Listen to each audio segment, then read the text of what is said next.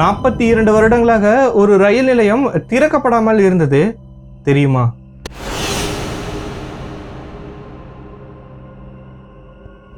காரணம் கேட்டா பேய் கதை சொல்றாங்க.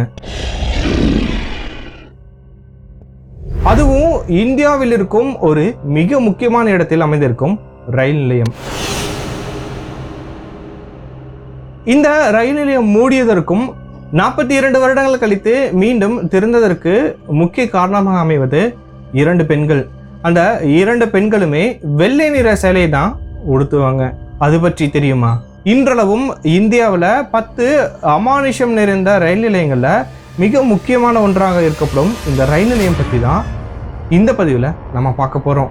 இது தமிழ் டிகோட்ஸ் வழங்கும் டேர் டெவில்ஸ்.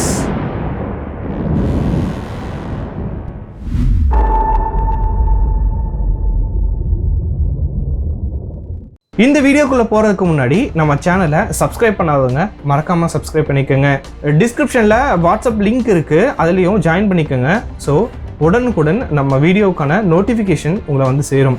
அதே மாதிரி சோஷியல் மீடியாக்கான லிங்க்ஸ் எல்லாமே டிஸ்கிரிப்ஷன்ல இருக்கு, செக் பண்ணி பாருங்க.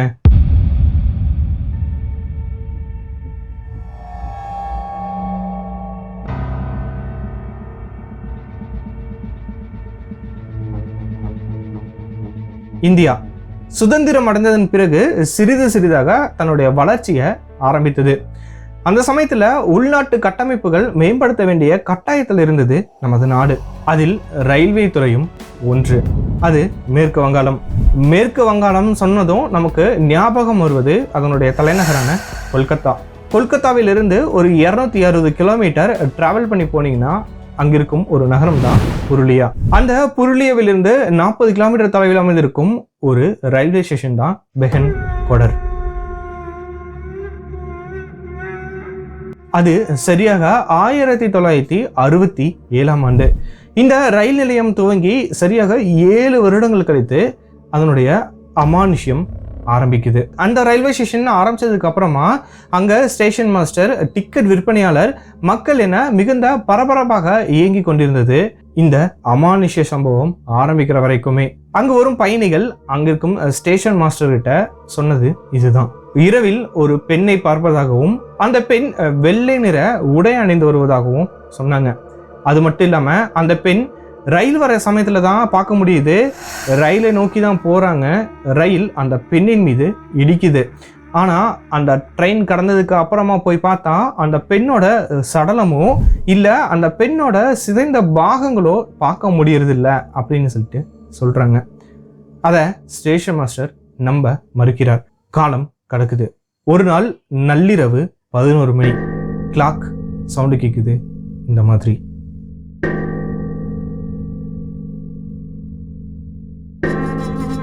எதர்ச்சியாக வெளிவந்த ஸ்டேஷன் மாஸ்டர் ஒரு நிமிடம் உறைந்து நிற்கிறாரு ஒரு பெண்ணை பார்த்து.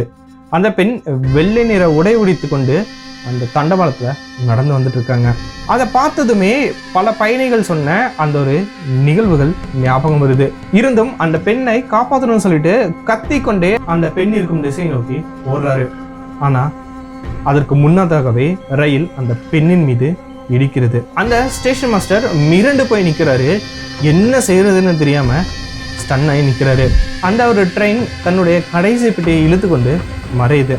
அந்த ஸ்டேஷன் மாஸ்டர் அங்க போய் பார்க்குறாரு. அந்த பெண்ணோட சடலம் இருக்கான்னு போய் பார்க்கும்போது காணும். பெண்ணோட சிதறிய உடல் பாகங்களாவது இருக்குதான்னு பார்க்கும்போது அதே பெண் மீண்டும் அந்த ட்ராக்ல வராங்க. இதை பார்த்ததும் அந்த ஸ்டேஷன் மாஸ்டர் பயந்து அங்கிருந்து பதறி அடிச்சுட்டு ஓடுறாரு. அங்க இருக்கும் நபர்களிடம் சொல்றாரு நடந்த விஷயத்த. அந்த சம்பவம் நடந்த மறுநாள் அந்த ஸ்டேஷன் மாஸ்டர் மர்மமான முறையில் சடலமாக தண்டவாளத்தில் இறந்து கிடக்கிறார். அது மட்டும் இல்லை, அந்த ஸ்டேஷன் மாஸ்டரோட குடும்பமும் அவரோட வீட்டில் இறந்து கிடக்கிறார்கள். இந்த ஒரு செய்தி காட்டு தீ போல பரவுது. அந்த ஒரு ஸ்டேஷனுக்கு வேறொரு ஸ்டேஷன் மாஸ்டர் போடுறாங்க. ஆனால் வரும் நபர்கள் எல்லாமே இதே ஒரு கதையை சொல்கிறாங்க. பயப்பட்டு அந்த ஒரு வேலையை ரிசைன் பண்ணிட்டு போயிடுறாங்க. அந்த ரயில் நிலையத்துக்கு புதிதாக ஸ்டேஷன் மாஸ்டரை நியமித்தாங்க, இல்லை பணியாட்களை நியமித்தார்கள் என்றால் அங்கே நான் போக மாட்டேன், டிரான்ஸ்ஃபர் கொடுத்துருங்க, இல்லைன்னா ராஜினாமா கூட பண்ணிடுறேன், தயவு செஞ்சு என்னை விட்டுருங்க அப்படின்ட்டு பதறம் அளவுக்கு அந்த ஒரு பயம் விதைக்கப்பட்டிருந்தது. அதன் பிறகு ஆள் நடமாட்டமே இல்லாமல் காடு போல இருந்த அந்த ஒரு பகுதி 42 வருடங்களாக அமானுஷ்யம் நிறைந்த இடமாக மாறியது. அங்கு இரவுல பயப்படுத்தும் சப்தங்கள் பல கேட்பதாக உள்ளூர் மக்கள் சொல்றாங்க. இதனால உள்ளூர் பகுதி மக்கள் அந்த ஏரியாவுக்கு செல்லவே பயப்பட்டு இருந்தாங்க. இந்த ஒரு கதை காட்டு தீ போல பரவி இருந்தது. இதனால அந்த ஸ்டேஷனை கிராஸ் பண்ற ரயில் கூட அதிவிரைவாக அந்த ஒரு பகுதியை கிராஸ் பண்ணிடும்.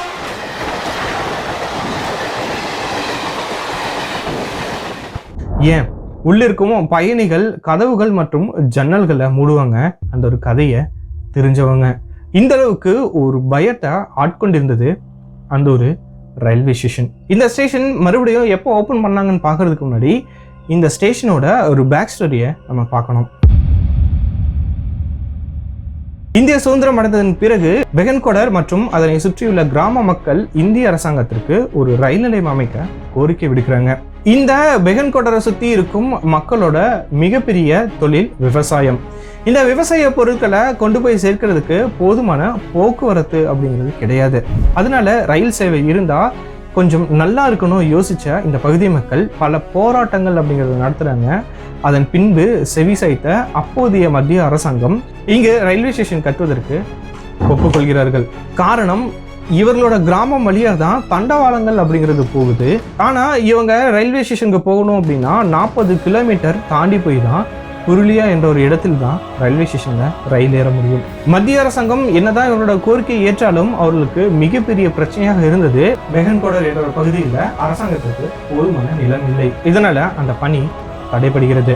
இந்த பகுதிக்கு நிலம் யார் கொடுத்தாங்கன்னு பாக்குறதுக்கு முன்னாடி இந்த பகுதியில் இருக்கும் மக்களை கொஞ்சம் பார்க்கணும். இந்த புருலியா பெகன்கோடர் சுற்றி இருக்கும் கிராமங்களானது சந்தால், பூமிச், முண்டாஸ் போன்ற பழங்குடியினர்கள் பல நபர்கள் வாழும் ஒரு இடம்.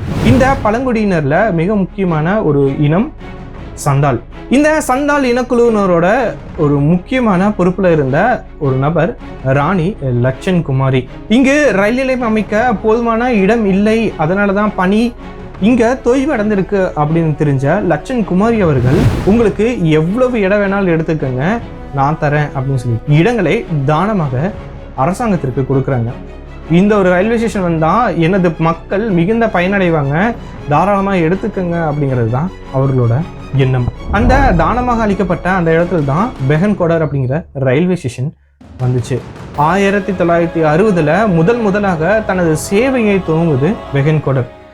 ஆனா அந்த ஒரு சேவை, அந்த ஒரு கனவு 7 வருடங்கள்ல தவிடுபடியானது.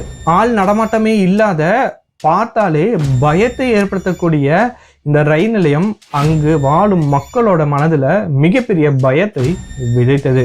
இந்த ரயில்வே ஸ்டேஷன் ஸ்டார்ட் பண்ணி 7 வருடம் கழித்து தான் நான் மேலே சொன்ன அந்த நிகழ்வுகள் எல்லாமே நடந்துச்சு. கிட்டத்தட்ட 2009ஆம் ஆண்டு வரைக்குமே இந்த ஒரு ரயில் நிலையம் மூடப்பட்டு தான் இருந்துச்சு. 2009ஆம் ஆண்டு மம்தா பானர்ஜி அவர்கள் ரயில்வே துறையோட அமைச்சராக இருந்த பொழுது இந்த ரயில் நிலையம் மீண்டும் துவங்கப்படுகிறது. ஆனாலுமே 2009 முதல் தற்போது வரைக்குமே சூரிய மறைவுக்கு பின் அங்க யாருமே இருக்க மாட்டாங்க. மீண்டும் பயத்தை ஏற்படுத்தும் ஒரு இடமாக மாறிடும், அமானுஷ்யம் நிறைந்த ஒரு இடமாக மாறிடும். தற்பொழுது இந்த ஒரு ரயில்வே ஸ்டேஷன் கோஸ்ட் டூரிசமாக மாறிடுச்சு. இதுவும் ஒரு காரணமாக இருக்கலாம் அப்படின்னு சொல்லிட்டு பல நபர்கள் பேசிட்டு வராங்க. பயத்தை, திகிலை, அமானுஷ்யத்தை விரும்பக்கூடிய பல மக்கள் இந்த இடத்த விசிட் பண்ணிட்டு தான் போயிட்டு இருக்கிறாங்க. இடையில இந்த பகுதியில அமானுஷ்யம் இல்லை, பேய்கள் இல்லை அப்படின்னு சொல்லிட்டு நிரூபிப்பதற்காக ஒரு குழு முயற்சி பண்றாங்க. ஒரு நாள் முழுவதுமே அந்த ஒரு பகுதியில தங்கி அந்த குழு ஆராய்ச்சி அப்படிங்கிறது பண்றாங்க. அப்போது திடீர்னு ஒரு சப்தம் கேட்குது. மிரண்டு அடிச்சு அந்த இடத்துக்கு போறாங்க. போகும்போது அந்த ஒரு இடத்துல இருந்து உள்ளூர் வாசிகள் ஓடுறாங்க. ஆனா அவங்கள பிடிக்க முடியல. கடைசியில அந்த குழு அறிவித்தது, இந்த இடத்துல பேய், அமானுஷ்யம் சொல்லிட்டு எதுவுமே இல்லை. இங்க லோக்கல்ல இருக்கும் மக்கள் தான் இங்க வரும் மக்களை பயப்படுத்துறாங்க, திருட்டு போன்ற சம்பவத்திற்காக அதை யூஸ் பண்றாங்கன்னு சொல்லிட்டு அந்த குழு சொல்லியிருந்தது. என்னதான் அந்த குழு அந்த இடத்துல அமானுஷ்யம் இல்லை, பேய் இல்லைன்னு சொல்லியிருந்தாலும் இன்றளவுக்குமே இந்த ரயில் நிலையம் 5 மணிக்கு மேல சூரிய மறைவுக்கு பிறகு யாருமே அங்க இருக்கிறது கிடையாது.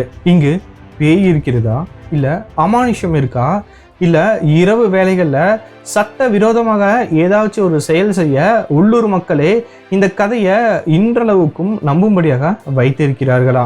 உங்களது கருத்தை கீழே கமெண்ட் பாக்ஸில் பதிவிடுங்கள். உங்களுக்கு இது போல வேற ஏதாவது டாபிக்ல வீடியோ வேணும் அப்படின்னா கீழே கமெண்ட் பாக்ஸில் உங்களோட கருத்துக்களை பதிவிடுங்க. மீண்டும் வேறொரு பதிவில் சந்திப்போம். நன்றி, வணக்கம்.